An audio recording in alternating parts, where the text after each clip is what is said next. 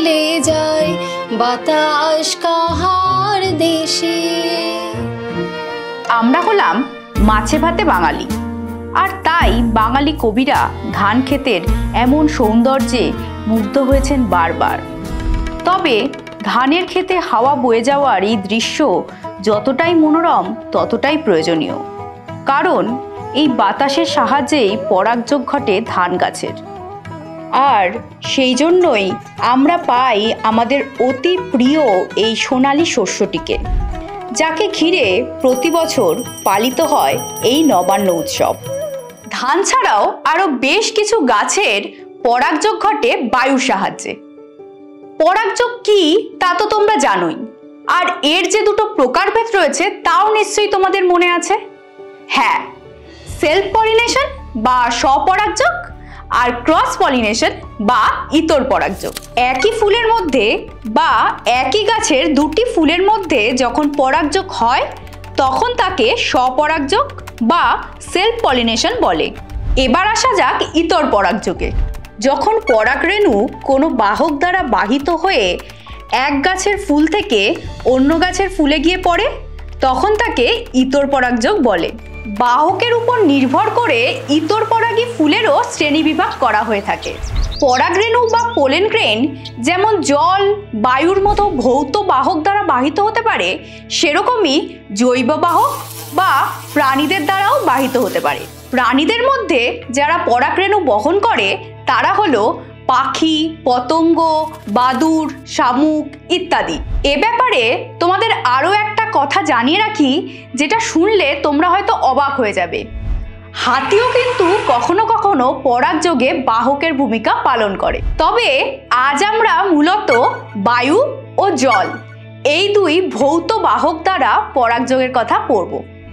প্রথমেই আমরা আসি বায়ু দ্বারা পরাগযোগে। যে সকল ফুলের পরাগযোগে বায়ু বাহক রূপে কাজ করে তাদের বলে বায়ুপরাগী ফুল।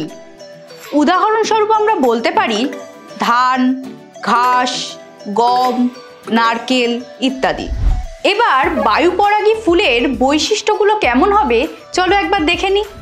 ফুলগুলি হবে ছোট, বর্ণ, গন্ধ ও মকরন্ধবিহীন এবং অনুজ্জ্বল, কারণ এদের কোনো প্রাণীকে অ্যাট্রাক্ট করার কোনো প্রয়োজন হয় না। তাই এদের গন্ধ, বর্ণ, মকরন্ধ এইসব কিছুই লাগে না। কিন্তু যখনই দেখবে কোনো বাহককে অ্যাট্রাক্ট করতে হচ্ছে তখনই দেখবে কত রং, কত গন্ধ, মকরন্ধ এইসব ব্যাপার আসবে। সেকেন্ড যে বৈশিষ্ট্যটি বায়ুপরাগী ফুলে দেখা যায় তা হলো লম্বা পুংদণ্ড এবং গর্ভদণ্ড। কিন্তু লম্বা হওয়ার কারণ কি? লম্বা হলে এরা অতি সহজেই বায়ুর সংস্পর্শে আসতে পারে এবং পরাগযোগ ঘটে। থার্ড বৈশিষ্ট্যটি হলো পরাগরেণু হালকা, শুকনো ও মসৃণ হবে। কখনো কখনো ডানাও থাকবে যাতে হাওয়া দিলে সহজে উড়ে যেতে পারে। ফোর্থ বৈশিষ্ট্যটি হলো পরাগধানীতে অসংখ্য পরাগরেণু উৎপাদন, কারণ যেহেতু ওড়ার সময় অনেক পরাগরেণু নষ্টও হয়ে যেতে পারে।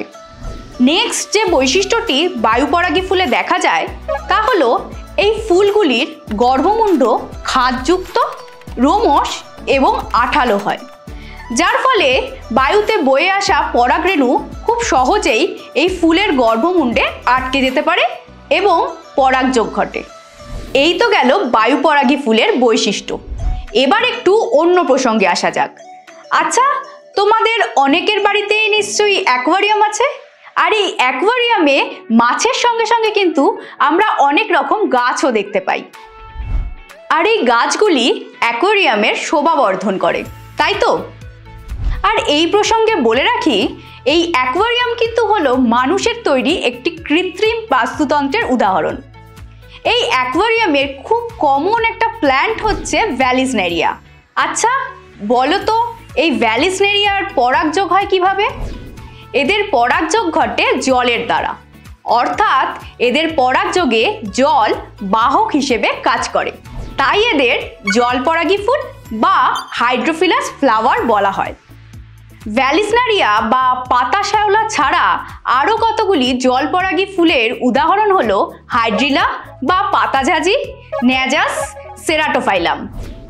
এবার চলো দেখে নিই এই জলপরাগী ফুলগুলি কীরকম হয়। নাম্বার 1, এই ফুলগুলি ছোট, হালকা, বর্ণ, গন্ধ ও মকরন্দবিহীন এবং অনুজ্জ্বল, কারণ এখানেও সেই কোনো প্রাণীকে অ্যাট্রাক্ট করার কোনো ব্যাপার থাকে না। সেকেন্ড বৈশিষ্ট্যটি হলো ফুলের স্তবক এবং পরাগরেণুতে মোমের প্রলেপ থাকে যাতে জলে ভিজে না যায়। থার্ড যে বৈশিষ্ট্যটি দেখা যায় সেটা হলো এপিহাইড্রোফিলাস ফ্লাওয়ারের ক্ষেত্রে, মানে যে সকল ফুলের পরাগযোগ জলের উপরে ঘটে তাদের ক্ষেত্রে পরাগরেণু হালকা হয়।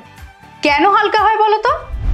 কারণ হালকা হলে পরাগরেণু খুব সহজেই জলের উপর ভেসে স্ত্রী ফুলের কাছে পৌঁছাতে পারে।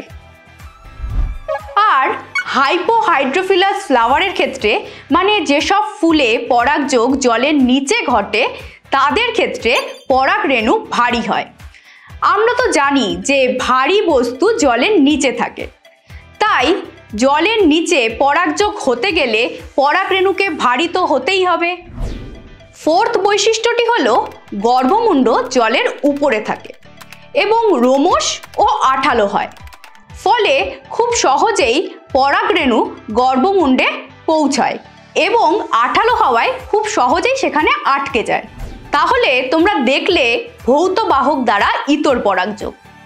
এছাড়াও জৈব বাহক দ্বারা যে ইতর পরাগযোগ হয় তা নিয়ে আমরা পরে আলোচনা করব।